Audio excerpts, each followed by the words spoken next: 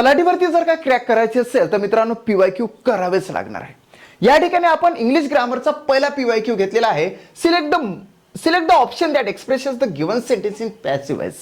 या ठिकाणी passive voice आपल्याला हा ऍक्टिव्ह व्हॉइस आहे, याला आपण AV असं म्हणूया. ए म्हणजे ऍक्टिव्ह, व्ही फॉर व्हॉइस. याला आपल्याला कन्वर्ट करायचं ते पॅसिव्ह व्हॉइस मध्ये, PV मध्ये. आता मित्रांनो तुम्हाला सांगतो की हा हात आहे, या हातावर मी काय करतो की तुम्हाला ऑक्झिलरी ऑलरेडी सेट करून ठेवतो. या ठिकाणी एम इज आर आहे, या ठिकाणी वॉच वेअर आहे, या ठिकाणी हॅव हॅज आहे, हॅड तर एकटाच आहे, आणि या ठिकाणी या बोटामध्ये मॉडेल्स आहे. आणि मॉडेल तुम्हाला माहित आहे, shawl, should, will, would, can, कुड, मे, माइट, मस्ट, ऑट टू, यूज टू, नीड आणि डेअर, ह्या 5व्या बोटामध्ये.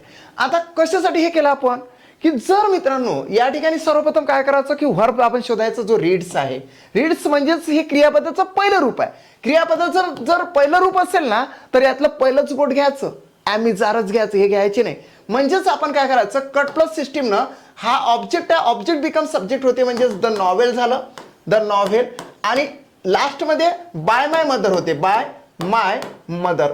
आता या ठिकाणी आपण स्टार्ट आणि एंड तर केलं, या ठिकाणी हे कसं कन्वर्ट होणार आहे रीड्स.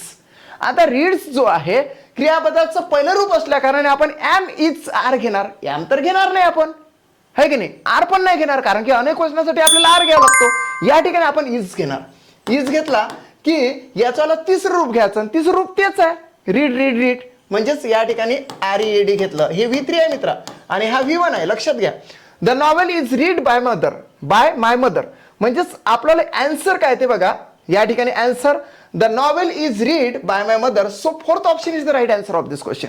बघा चेक करूया, इट्स अ राईट आन्सर.